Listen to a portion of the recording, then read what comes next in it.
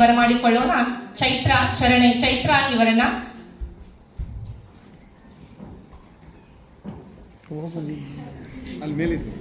ಗಾಯನವನ್ನ ಪ್ರಾರಂಭಿಸಿ.